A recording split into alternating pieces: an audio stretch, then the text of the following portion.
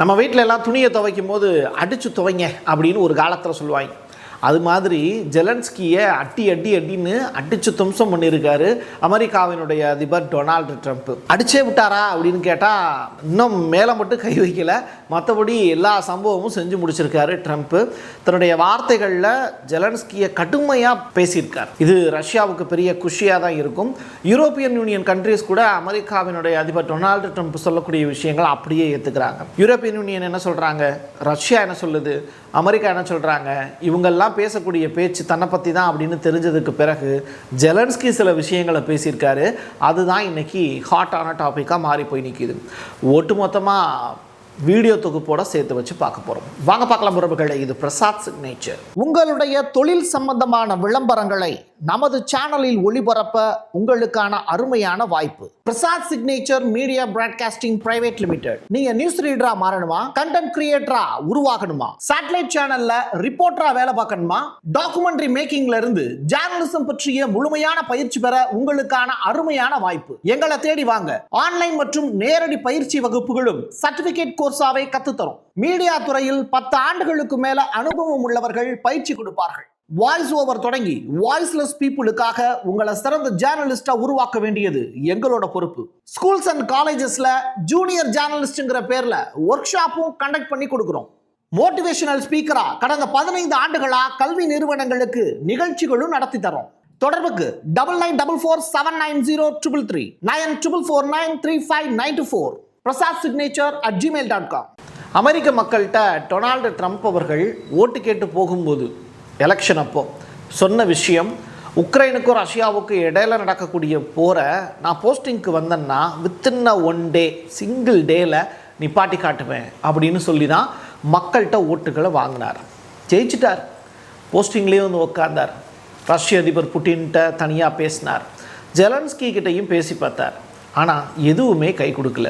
கடைசியாக தன்னுடைய நண்பர் விட்காஃப் அனுப்பி இந்த பஞ்சாயத்தை இந்த வருஷத்துக்குள்ளே டிசம்பருக்குள்ளே முடிச்சு விடணும், அப்போ தான் நெக்ஸ்ட் இயராவது நோபல் பரிசு எனக்கு கொடுப்பாங்க, எப்படியாவது பார்த்து முடிச்சு வை அப்படின்னு Witkoff, mark Rubio, foreign minister எல்லாத்தையும் அனுப்பிச்சி வச்சார். இதனுடைய பலனாக ரஷ்ய அதிபர் புட்டின் கொஞ்சம் இறங்கி வந்து ஒரு 28 பாயிண்ட்டுக்கு ஓகே சொல்லியிருந்தார், 28 அம்ச திட்டத்துக்கு. அதை ஜெலன்ஸ்கி கிட்ட அதுக்கப்புறம் போய் கொடுக்குறாங்க. அது எப்படி நீ ரஷ்யா கிட்ட போய் கேட்டதற்கு பிறகு என்கிட்ட வருவ அப்படிங்கிற ஈகோ கிளாஷ் வந்து ஜெலன்ஸ்கிக்கு இருக்குது.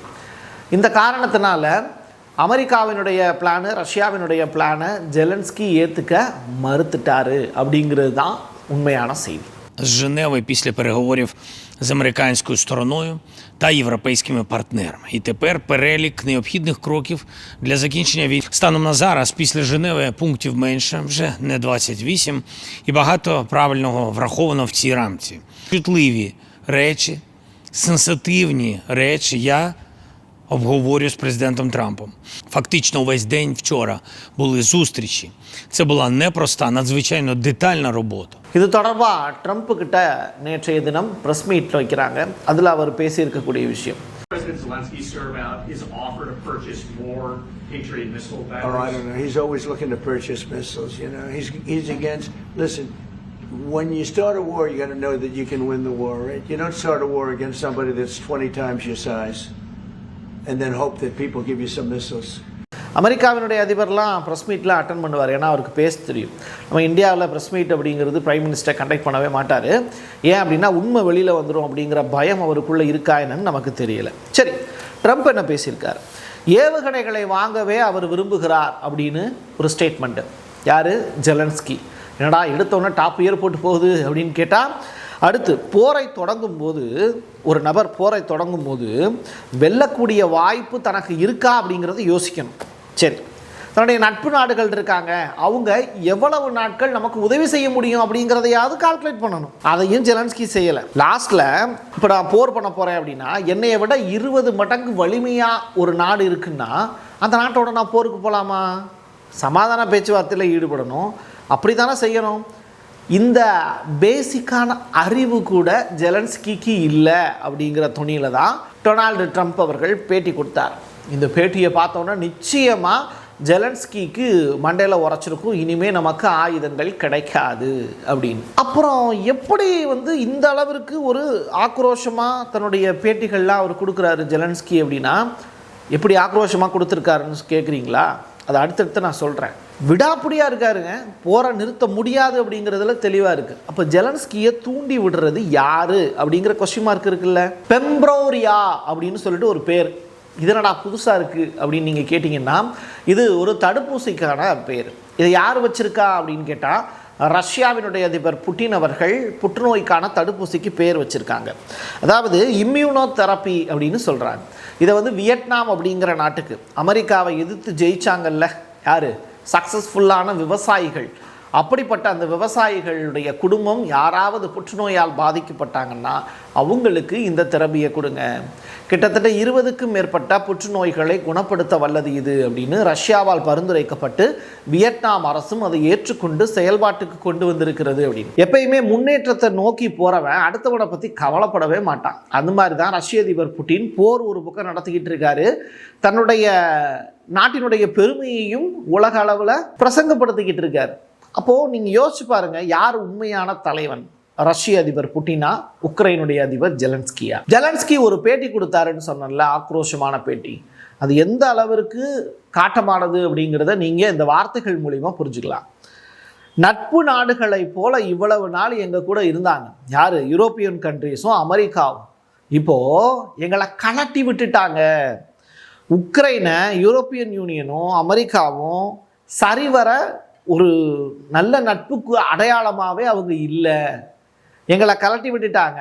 அவங்க எங்கள் கூட டைப் பண்ணி வச்சுருந்ததே எங்களுடைய ரேரான கனிம மெட்டீரியலுக்காக தான் அப்படின்னு ட்ரம்ப்பினுடைய உன்னதமான நல்ல உள்ளத்தை புரிஞ்சுக்காமல் இப்படி ஒரு வார்த்தையை சொல்லிவிட்டார். என்னடா பிரசாத் நீ இப்படி சொல்கிற அப்படின்னு கேட்டால், இருக்குது விஷயம் இருக்குது வரேன். ட்ரம்ப் அவர்கள் சொல்கிறாரு, ஆயுதங்கள் கொடுக்கும்போது அவருக்கு இதெல்லாம் ஞாபகம் இல்லை, ரஷ்யா கிட்ட தோற்றுருவோம் அப்படிங்கிறதும் அவருக்கு தெரியலை. ஆனால் கடைசியில் தோல்வியை ஒத்துக்கிட்ட அடிப்படையில் ட்ரம்ப் அவர்கள் இப்போ ஒரு ஸ்பீச் ஒன்று கொடுக்குறார். என்னென்னா, நாங்கள் உங்களுக்கு கொடுத்ததே பிளாங்க் செக்கியா அப்படிங்கிறதா சொல்லியிருந்தார். அதாவது அதில் எழுதவே இல்லை ஒன்றும், நீ ஜெயிச்சிருவியா தோற்றுருவியானே நாங்கள் எழுதலை, மாறாக உன் நாட்டுக்கு நாங்கள் ஏவுகணைகளை விற்கிறது மட்டும்தான் எங்களுடைய வேலைங்கிறத தான் சிம்பாலிக்காக நான் உனக்கு கொடுத்தது பிளாங்க் செக் அப்படிங்கிற வார்த்தையை பயன்படுத்தியிருக்கார்.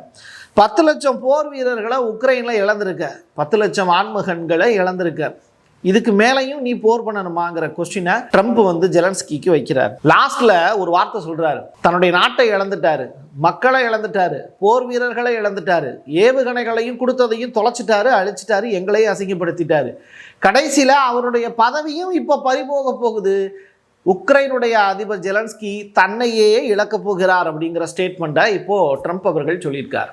இதுதான் ரொம்ப ரொம்ப முக்கியத்துவம் வாய்ந்த ஸ்டேட்மெண்ட்.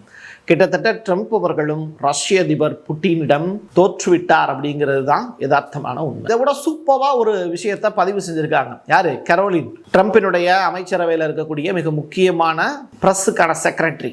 நிதி அளிப்பதை அமெரிக்கா நிறுத்திவிட்டது. யாருக்கு? உக்ரைனுக்கு. ட்ரம்ப்புக்கும் ஜெலன்ஸ்கிக்கும் இடையில ஒரு மீட்டிங் ஒன்று கண்டக்ட் பண்ணலான்னு யோசிச்சிருந்தோம், அதையும் நாங்கள் கேன்சல் பண்ணுறோம் அப்படின்னு ஒயிட் ஹவுஸ் அனௌன்ஸ் பண்ணிட்டாங்க. சமாதான திட்டம் அப்படிங்கிறது இனிமேல் உக்ரைனோட கிடையாது, ரஷ்யாவோட மட்டும்தான் இனிமேல் அமெரிக்கா பேச போகிறாங்க அப்படிங்கிறது தான் ஸ்டேட்மெண்ட். நாட்டோவில் உக்ரைனை சேர்த்துக்கிற மாதிரியான ஐடியா அமெரிக்காவுக்கு கிடையாது. நாட்டோ மூலியமா உக்ரைனுக்கு ஆயுதங்கள், அதாவது இப்போ எப்படி தெரியுமா போயிட்டு இருக்கு, ஒரு பீரியடில் ட்ரம்ப் அமெரிக்கா கிட்ட இருந்து டைரெக்டாக உக்ரைனுக்கு ஆயுதங்கள் போச்சு.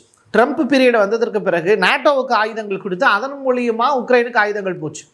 இப்போ ஒயிட் ஹவுஸ் கொடுத்துருக்கக்கூடிய ஸ்டேட்மெண்ட்டு, நாட்டோ மூலியமாகவும் இனிமேல் அமெரிக்கா ஆயுதங்களை உக்ரைனுக்கு இறக்குமதி செய்யாது அப்படிங்கிறது தான் ஸ்டேட்மெண்ட்டு. இதை அனௌன்ஸ் பண்ணியிருக்கிறது ஒயிட் ஹவுஸ் டிபார்ட்மெண்ட். ரொம்ப ரொம்ப முக்கியமானது இது. இதெல்லாம் பார்த்துக்கிட்டு இருக்கக்கூடிய நாட்டோவினுடைய சீஃப் மார்க் ரூட்டே அவர்கள் சொல்லியிருக்கக்கூடிய விஷயம், ரஷ்யா மாதத்திற்கு 20,000 போர் வீரர்களை இழந்து கொண்டிருக்கிறது, போரை தீர்க்க வேண்டும் என ட்ரம்ப் விரும்புகிறார் என்பதால் நாங்களும் இந்த சமாதான உடன்படிக்கைக்கு சம்மதம் தெரிவிக்கிறோம் அப்படிங்கிறத நாட்டோவினுடைய சீஃப் 32 நாடுகளுக்கான தலைவர் மார்க் ரூட்டே அவர்கள் ஸ்டேட்மெண்ட்டாக பதிவு செஞ்சிருக்கார்.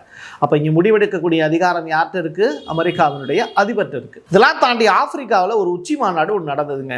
அந்த உச்சி மாநாட்டில் ஸ்லோவேக்கியா அப்படின்னு ஒரு நாடு இருக்கு, அதுவும் யூரோப்பியன் யூனியனில் ஒன் ஆஃப் த மெம்பர் தான் அந்த நாடு. அவங்களுடைய prime minister mister Robert Figo, அவரை நீங்கள் அடிக்கடி நம்ம சேனலில் அவருடைய பேரை உச்சரிச்சிருக்கோம்.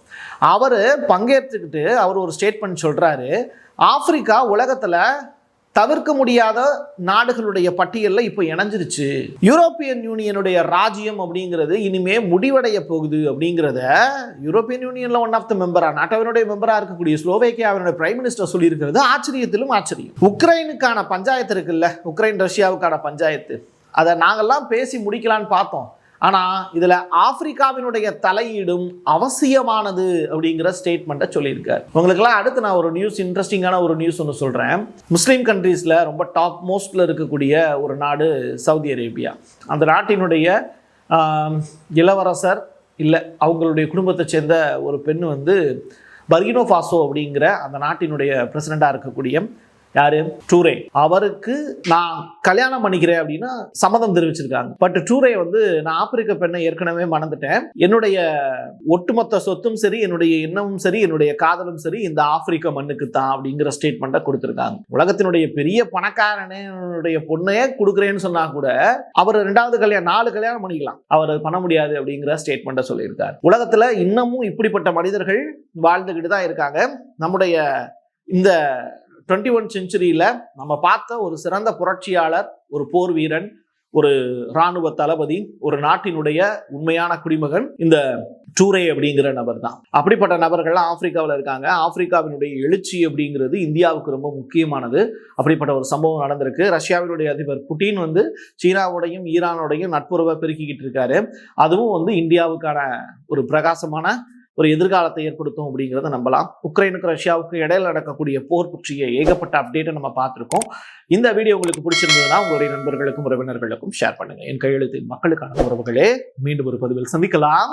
நன்றி, வணக்கம். உங்களுடைய தொழில் சம்பந்தமான விளம்பரங்களை நமது சேனலில் ஒளிபரப்ப உங்களுக்கான அருமையான வாய்ப்பு. Prasad signature media broadcasting private limited. நீங்க நியூஸ் ரீடரா மாறணுமா, கண்டென்ட் கிரியேட்டரா உருவாகணுமா, சேட்டலைட் சேனல்ல ரிப்போர்ட்டரா வேலை பார்க்கணுமா, டாக்குமெண்ட்ரி மேக்கிங்ல இருந்து ஜேர்னலிசம் பற்றிய முழுமையான பயிற்சி பெற உங்களுக்கான அருமையான வாய்ப்பு. எங்களை தேடி வாங்க.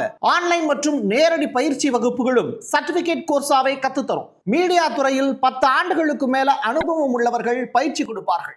வாய்ஸ் ஓவர் தொடங்கி வாய்ஸ்லெஸ் பீப்புளுக்காக உங்களை சிறந்த ஜேர்னலிஸ்டா உருவாக்க வேண்டியது எங்களோட பொறுப்பு. ஸ்கூல்ஸ் அண்ட் காலேஜஸ்ல ஜூனியர் ஜேர்னலிஸ்ட்ங்கிற பேர்ல ஒர்க் ஷாப்பும் கண்டக்ட் பண்ணி கொடுக்கிறோம். மோட்டிவேஷனல் ஸ்பீக்கரா கடந்த 15 ஆண்டுகளா கல்வி நிறுவனங்களுக்கு நிகழ்ச்சிகளும் நடத்தி தரோம். தொடர்புக்கு 9944790333 94493594 prasad signature@gmail.com.